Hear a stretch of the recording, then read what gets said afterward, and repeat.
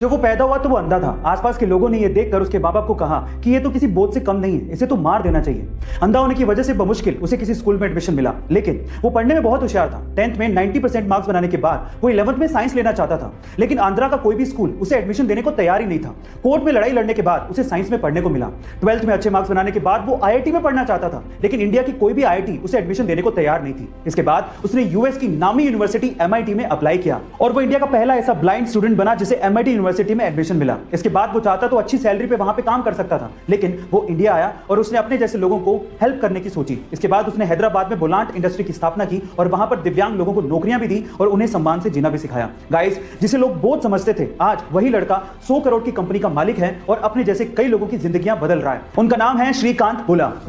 हमारे देश में क्रिकेट बहुत ज्यादा पॉपुलर है और कभी कभार ग्राउंड पे खिलाड़ियों के बीच की कंट्रोवर्सी इसे और ज्यादा पॉपुलर बना देती है। गाइस, आपने क्रिकेट के ग्राउंड पे बहुत बार खिलाड़ियों को आपस में भिड़ते और उन्हें आपस में गाली देते या अपशब्द बोलते देखा होगा, लेकिन क्या आपको पता है कि एक खेल का टूर्नामेंट ऐसा भी है जहां पर खिलाड़ी आपस में एक दूसरे को गाली नहीं दे सकते। अगर कोई खिलाड़ी गाली देते पकड़ा गया तो उस पर 14 लाख रुपए तक का जुर्माना हो सकता है। गाइस, उस खेल के टूर्नामेंट का नाम है विंबलडन टेनिस टूर्नामेंट। अब मजे की बात यह है कि विंबलडन को खेलने के लिए अलग अलग देशों से अलग अलग भाषाओं के खिलाड़ी आते हैं। इसी वजह से विंबलडन के अंपायर को अलग अलग भाषाओं में गालियां सीखनी पड़ती है, जिससे वो किसी भी खिलाड़ी को गाली देते पकड़ सके और उस पर जुर्माना लगा सके। गाइस, क्या इसके पहले तक इंटरेस्टिंग फैक्ट आपको पता था? और अगर नहीं पता था तो कमेंट सेक्शन में जरूर लिखिएगा। गाइस, जापानीज लोग टेक्नोलॉजी में तो आगे हैं ही, वो लोग नेचर का भी पूरा ख्याल रखते हैं, क्योंकि वो ये बात जानते हैं कि नेचर है तो इंसान का अस्तित्व है। बिना नेचर के इंसान जिंदा नहीं रह सकता। अब इसके लिए वो लोग क्या करते हैं, एक सिंपल एग्जांपल से बताता हूं।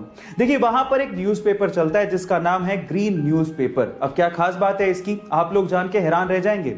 उस ग्रीन न्यूज़पेपर के अंदर छोटे छोटे से बीज डाले हुए होते हैं। जैसे आप न्यूज़पेपर को पढ़ के उसे मिट्टी में दबा देंगे तो उसमें से पौधे उगाएंगे। ओह माय गॉड, है ना अमेजिंग फैक्ट। गाइस, जहां एक और कोरोना के डर के चलते हम लोग घर बैठ गए, हमारा धंधा पानी सब बंद हो गया। अब कहीं जाके हम लोग एक नॉर्मल लाइफ जीने की कोशिश कर रहे हैं, लेकिन वो भी बहुत इत्मीनान से।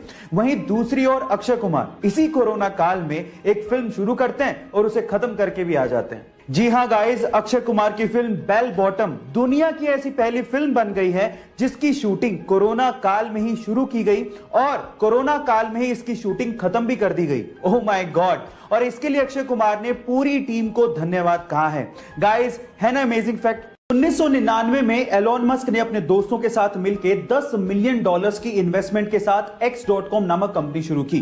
बाद में यही company famous payment system company PayPal बनी, जिसे 2002 में ईबे ने $105 बिलियन में खरीदा।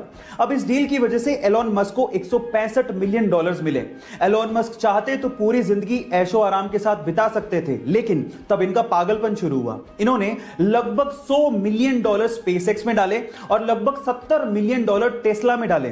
तब लोग इन्हें पागल कहने लग गए थे, लेकिन वही पागल बंदा $70 मिलियन से $40 बिलियन बना के आज दुनिया का सबसे अमीर आदमी बन चुका है।